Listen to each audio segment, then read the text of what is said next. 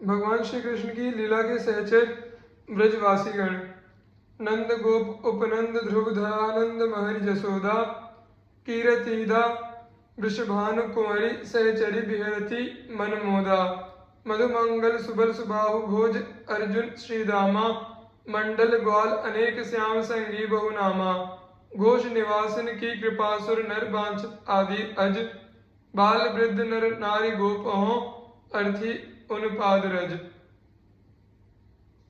ब्रह्मा आदि सभी देव तथा ऋषि मुनि जिन ब्रज मंडल के निवासियों की कृपा को चाहते हैं, उन बालक वृद्ध स्त्री पुरुष सभी गोपी ग्वालों की चरण रज को मैं अपने सिर पर चढ़ाना चाहता हूँ।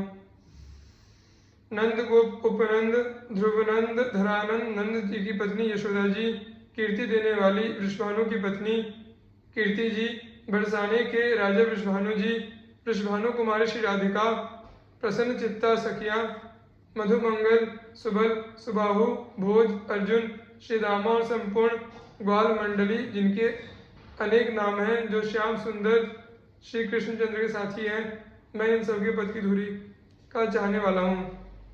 उपर्युक्त छप्पे में वर्णित श्याम सुंदर श्री कृष्णचंद्र के लीला सहचर ब्रजवासी जनों में से कुछ का वर्णन यह संक्षेप में होता है। नंद पत्नी माता यशोदा।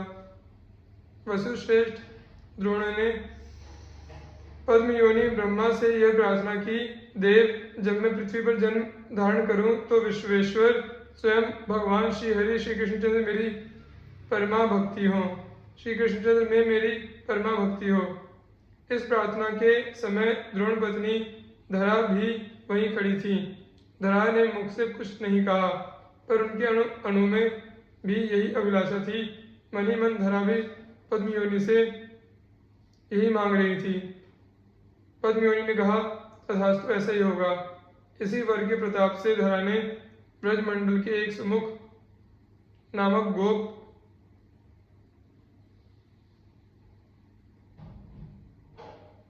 एवं उनकी पत्नी पाटला की कन्या के रूप में भारतवर्ष में जन्म धारण किया। उस समय जबकि स्वयं भगवान श्री कृष्णचंद्र के अवतरण का समय हो चला था, श्वेत वाराह कल्प की 28वीं चतुर्युगी के द्वापर का अंत हो रहा था। पाटला ने अपनी कन्या का नाम यशोदा रखा। यशोदा का विवाह ब्रजराज नंद से हुआ। ये नंद पूर्व जन्म में ही वही द्रोण नामक वसु थे जिन्हें ब्रह्मा ने वर दिया था। भगवान की नित्य लीला में भी एक यशोदा है। वे भगवान श्री कृष्णचंद्र की नित्य माता है। वात्सल्य रस की घनीभूत मूर्ति ही यशोदा रानी सदा भगवान को वात्सल्य रस का आस्वादन कराया करती है। जब भगवान के अवतरण का समय हुआ तो इन चिदानंदमयी वात्सल्य रसमयी यशोदा का भी यशोदा पूर्व जन्म की धरा में ही आवेश हो गया।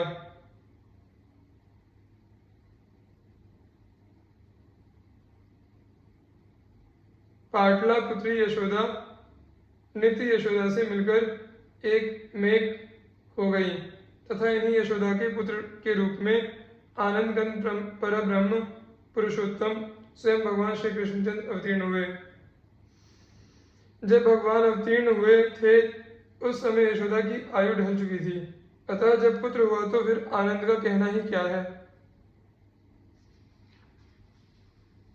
सुखत सुखत धानन कौन ज्यो पान्यो यो पायो या पन में। यशोदा को पुत्र हुआ है, इस आनंद में सारा व्रजपुर निमग्न हो गया। छठे दिन यशोदा ने अपने पुत्र की छठी पूजी। इसके दूसरे दिन से ही मानो यशोदा वात्सल्य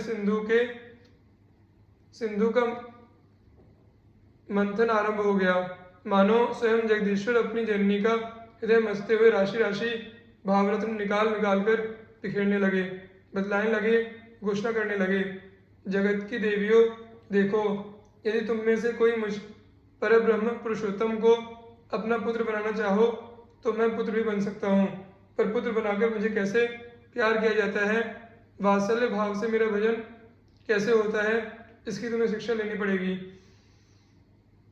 इसीलिए इन सर्वथा अनमोल रत्नों को निकालकर मैं जगत में छोड़ दे रहा हूँ, यही तुम्हारे आदर्श होंगे। इन्हें पिरोकर अपने हृदय का हार बना लेना। हृदय आलोकित हो जाएगा। उस आलोक में आगे बढ़कर पुत्र रूप से मुझे पालोगी। अनंत काल के लिए सुखी हो जाओगी। अस्तु। कंस प्रेरित पूतना यशोदा नंदन को मारने आई। अपना विष पूरित स्तन यशोदा नंदन के मुख में दे दिया, किंतु यशोदा नंदन विष में दूध के साथ ही पूतना के प्राणों को भी पी गए। शरीर छोड़ते समय श्री कृष्ण चंद्र को लेकर ही पूतना मधुपुरी की ओर दौड़ी। उस क्षण यशोदा के प्राण भी मानो पूतना के पीछे पीछे दौड़ चले। यशोदा के प्राण तभी लौटे, तभी उनमें जीवन का संचार हुआ जब पुत्र को लाकर गोप सुंदरियों ने उनके वक्षस्थल पर रखा। यशोदा ने स्नेहवश उस समय परमात्मा श्री कृष्ण पर गोपुच्छ फिराकर उनकी मंगल कामना की। क्रमशः यशोदानंदन बढ़ रहे थे एवं उसी क्रम से मैया का आनंद भी प्रतिक्षण बढ़ रहा था। यशोदा मैया पुत्र को देख देख कर फूली न समाती थी। जसुमती फूली फूली डोलती, अति आनंद रहत सगरोदिन, हसी हसी सब सो बोलती। मंगल गाय उठती अति रस सो, अपने मन को भायो विकसित कहती, देख ब्रज सुंदरी कैसो लगत सुहायो। कभी पालने पर पुत्र को सुलाकर आनंद में निमग्न होती रहती। पलना श्याम झुलावती जननी, अति अनुराग परस्पर गावती, प्रफुल्लित गमन होती नंद घरणी। उमंगी उमंगी प्रभु भुजा पसारत, हर्षित सोमति अंकम भरणी। सूरदास प्रभु मुदित जसोदा, पूरन भई पुरातन करनी। इस प्रकार जननी का प्यार पाकर श्री कृष्णचंद्र तो आज 81 दिन के हो गए, पर जननी को ऐसा लगता था मानो कुछ देर पहले ही मैंने अपने पुत्र का यह सरुणा मुख देखा है। आज वे अपने पुत्र को एक विशाल शकट के नीचे पलने पर सुला आई थी। इसी समय कंस प्रेरित उत्कच नामक दैत्य आया, उस गाड़ी में प्रविष्ट हो गया। शकट को यशोदा नंदन पर गिराकर वह उनको पीस डालना चाहता था, पर इससे पूर्व ही यशोदा नंदन ने अपने पैर से शकट को उलट दिया, शक्टासुर के संसरण का अंत कर दिया। इधर जब जननी ने शकट पतन का भयंकर शब्द सुना तो ये सोच बैठी कि मेरा लाल तो अब जीवित रहा नहीं। बस ढाड़ मारकर एक बार चित्कार कर उठी और फिर सर्वदा प्राणशून्य सी होकर गिर पड़ी। बड़ी कठिनता से गोप सुंदरियां उनकी मूर्छा तोड़ने में सफल हुई। उन्होंने आंखें खोलकर अपने पुत्र को देखा। देखकर रोती हुई अपने को धिक्कार देने लगी।